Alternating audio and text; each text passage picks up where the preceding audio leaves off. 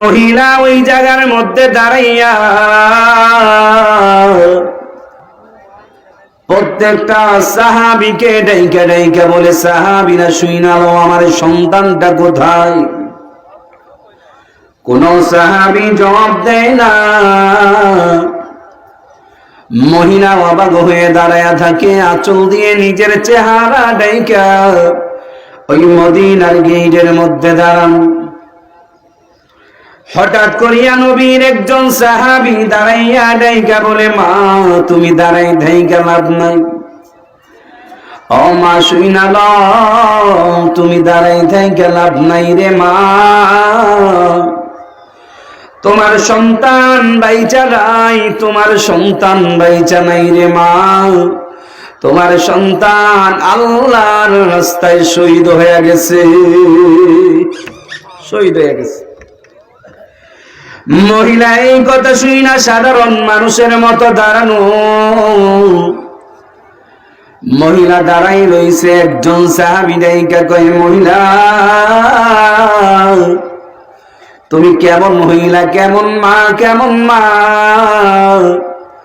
তোমার সন্তান মারা গেছে শোনার পরও কোন ধরনের আশ্চর্য আলামত দেখলাম না।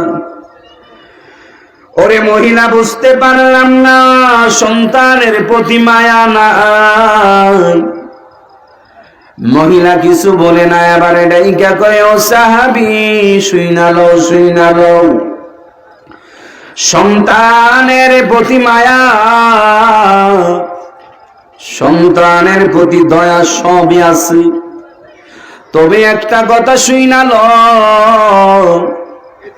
আমার রব আমারে একটা বিধান দিয়েছে, একটা বিধান, ওই বিধানটার নাম হলো ওয়াজিব নয়, ওই বিধানটার নাম হলো ফরজ, হলো পর্দা।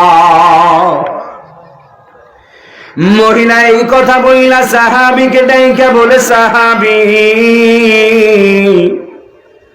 তুমি মন দিয়ে শুইনা লও রে সাহাবী, আমি যদি হাউমাউ করে কাঁদতে যাই তাইলে হয়তো ভাই এমন অবস্থা হয়ে যাবে, আমার শরীরের কাপড়গুলা চইলা যাবে, কাপড়গুলা সইরা যাবে।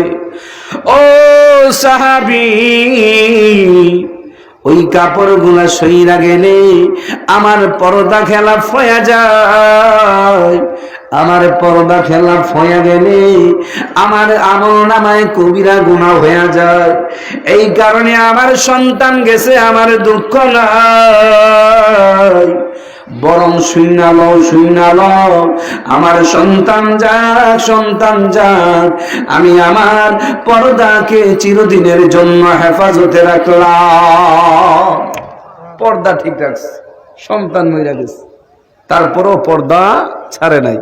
আর আমাদের কিছুই লাগে না, পর্দা নাই, অবস্থাটা কি চিন্তা করছে। মহিলা এবারে ডাইকা কয়, সাহাবী শুইনা লও, এই পর্দার জন্য আমার রব আমারে যদি জিজ্ঞাসা করে রে, ও মহিলা পর্দা তোমার জন্য ফরজ ছিল, তুমি পর্দা মানো নাই, ওই পর্দাটা সীমা লঙ্ঘন করছো, যদিও তোমার স্বামী শহীদ হয়েছে, দামি মানুষ, তোমার সন্তান দামি, তবে তুমি তো পর্দা করো নাই, তুমি তো দামি না। এই কারণে নবীর সাহাবী আমি পর্দা ছাড়তে পারি না, এই কথা বইলা চইলা যায়। নবীও শুইনা কয়ে, সাহাবীরা শুইনা লও, এর সন্তান যদিও মারা গেছে একজন, আমার আল্লাহ জানাই দিছে তার আমলনামায় 2 জন শহীদের সওয়াব দিয়া দিছে।